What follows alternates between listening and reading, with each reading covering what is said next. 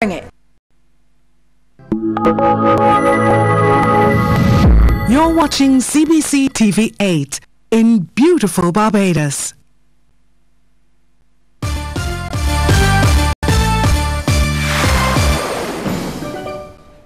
And a very good afternoon to you. I'm Lisa Lord with the CBC News Break. Barbados has a well-regulated and flexible business environment in which domestic and international partners can operate. The assurance from the Chief Executive Officer of the Financial Services Commission, Randy Graham.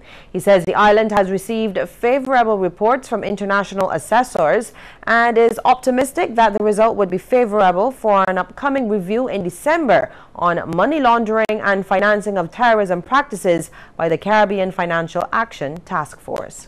In December, we will have our third major international review in the recent history of Barbados, as we are assessed for money laundering and financing of terrorism practices by the Caribbean Financial Action Task Force. Yet another large demand on resources to prepare for and complete the assessment, but a favorable report will demonstrate to the globe that Barbados is a good place to do business, and so we welcome the assessments and we will do our best to obtain a favorable report. It is my view that we have nothing to hide in Barbados and we have a well-regulated and flexible business environment.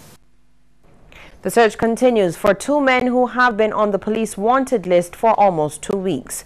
24-year-old Akeem Dave Mason, alias Zonzi or Killer Bean, last known address number 2 Blades Hill, St. Philip, and 29-year-old Lavardo Virgilio Hines of Lodge Road, Christchurch, are again being reminded that they can present themselves to the police accompanied by an attorney at law of their choice.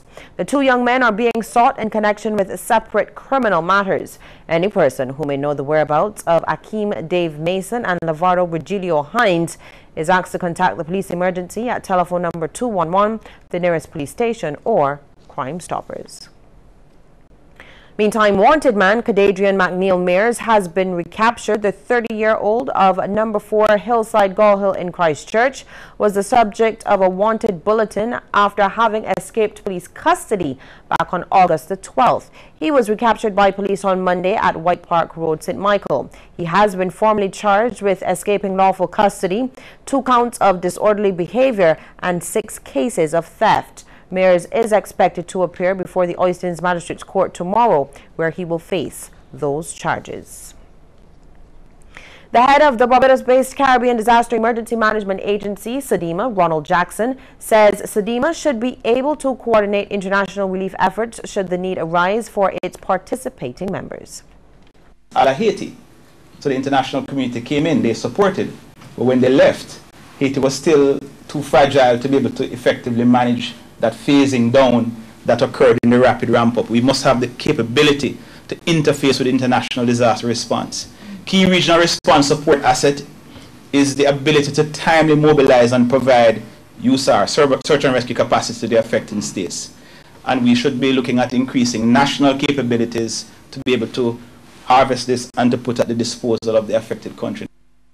And Assistant Secretary General of the Organization of American States, Ambassador Nestor Mendez, says the OAS has played a part in coordinating disaster relief and humanitarian assistance since the 1960s. He says the OAS is committed to its membership.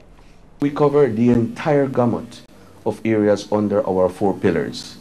Therefore, being able this evening to sit and to be part of a panel with so many agencies that deal with the issue of natural disaster is a continuation, is consistent with what the new administration of the Organization of American States is trying to do.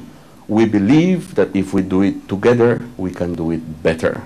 We can do more for the constituencies that we all share, and we're committed to doing exactly that.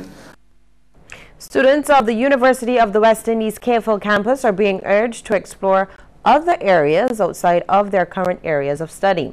This is according to Assistant Secretary General of the OAS, Ambassador Nestor Mendez, will allow them to have more opportunities for work. And he was speaking to law students on the topic, the role of the OAS in shaping the hemispheric agenda and the derived value of membership to the Caribbean. Most of you are law students. I think most of you are expecting to go back to your countries and practice law. But remember that studying law does not constrain you to be a lawyer.